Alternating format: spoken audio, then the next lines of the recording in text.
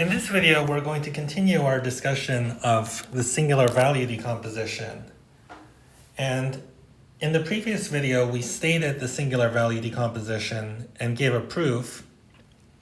And I just want to make one kind of comment about part of the proof, which is how do you know that when you multiply A by this vector V, you get n minus r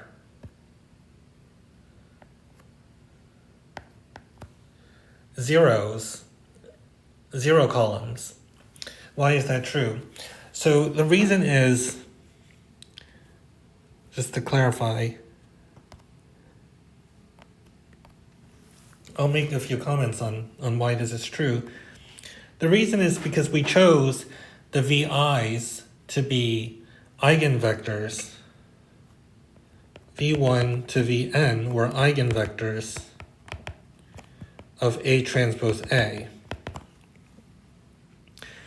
And if A has rank R,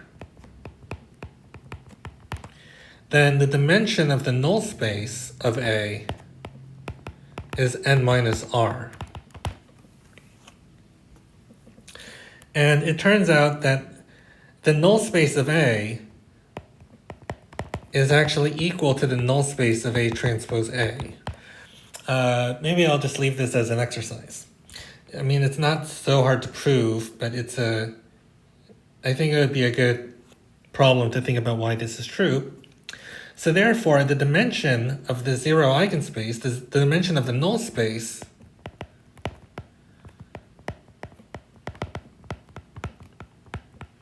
of A transpose A is n minus r.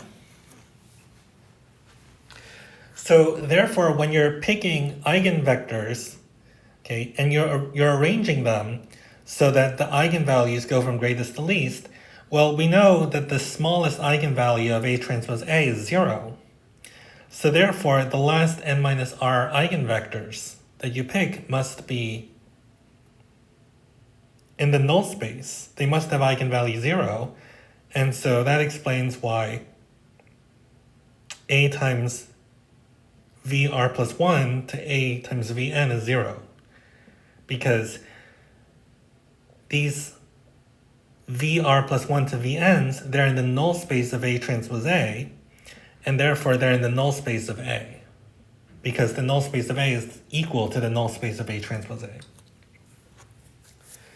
Okay, so that explains why you get the last n minus r columns of AV are 0. Okay, so now with that out of the way, let's do an example of the singular value decomposition.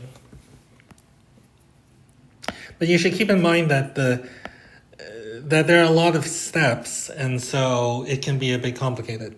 Let's just do a 2x2 matrix. So find a singular value decomposition, SVD, of the matrix 2, 3, 0, 2. So that's A. So the first step is to find A transpose A. Well, A transpose A is going to be this matrix times A.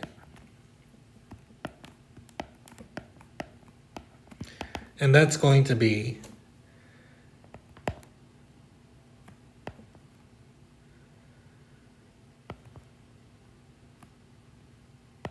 this matrix. So now we need to find the eigenvalues of A transpose A. So we need the characteristic polynomial, and for a 2x2 matrix, we're going to use the formula. It's lambda squared minus the trace. And the trace is 17, so minus 17 lambda, plus the determinant. That's 52 minus 36 is 16. And we can factor this as lambda minus 16 times lambda minus 1. And so we get that the eigenvalues are 16 and 1.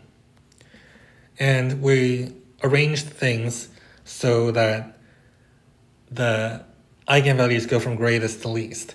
And so now we know what our matrix sigma is. Our m and n are both 2, and so sigma is this matrix, this diagonal matrix. Now we need to find the eigenvectors to form the matrix V. And remember, those were unit length eigenvectors. So for lambda 1 equals 16, we take the square roots of these guys, right? We take the square roots. The singular values are sigma 1 is 4 and sigma 2 is 1. So you get this.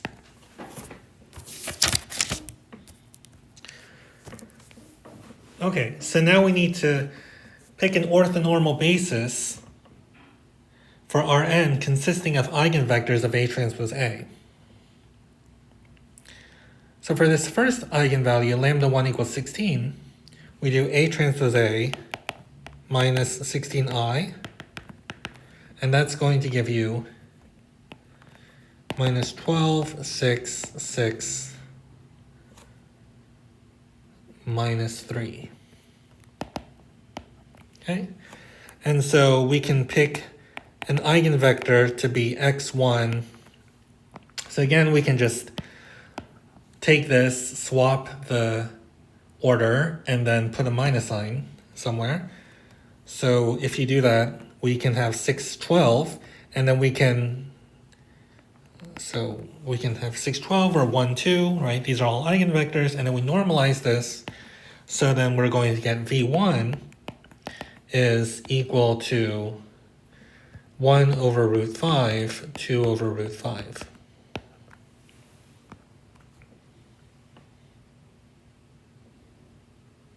Okay, and now we do the second eigenvalue, that's lambda 2 equals 1, so we take A transpose A and subtract 1I, and that's going to give you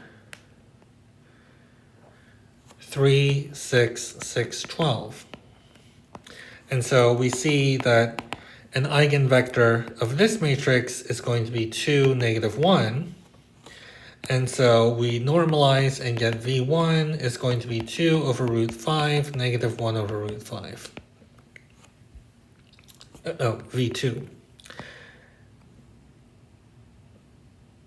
So now we get our matrix V. It's going to be this matrix. The first column is V1, and the second column is V2.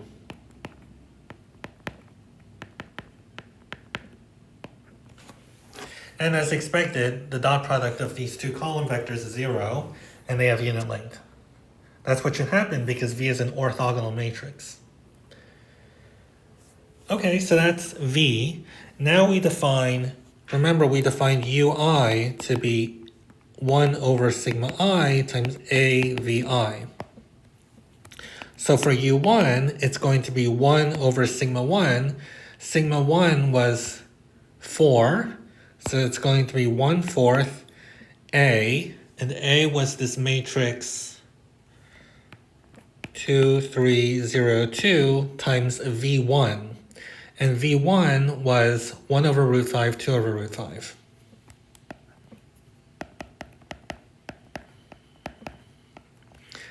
So what is this going to be? It's 1/4 times the vector.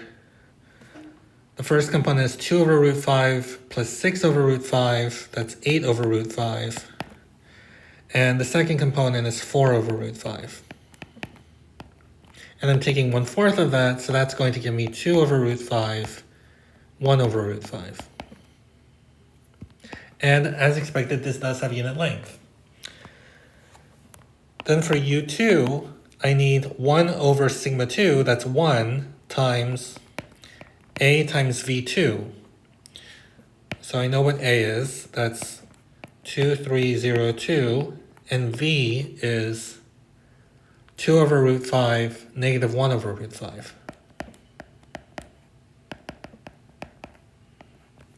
Now I just multiply, and I'm going to get 4 over root 5 minus 3 over root 5 is 1 over root 5, and negative 2 over root 5. And so therefore my matrix U is equal to it's the matrix whose columns are U1 and U2. So I get 2 over root 5, 1 over root 5 for the first column, and my second column is 1 over root 5, negative 2 over root 5. And so therefore, the singular value decomposition says that A is going to be this matrix U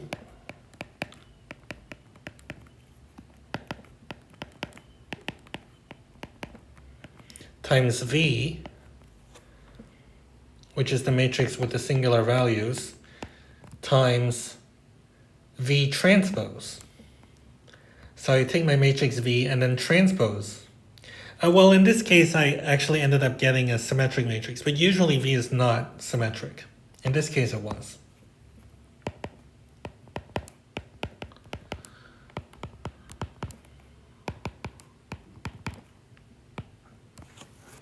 So that's a singular value decomposition of A. That's an example. All right. So the singular value decomposition is nice. It shows the rank. The rank of A is going to be the number of non-zero singular values. And it can be used in data analysis, and I'm sure there's lots of applications of the singular value decomposition I don't know about. But this is what the singular value decomposition is. It expresses A as an orthogonal matrix times a diagonal matrix times an orthogonal matrix.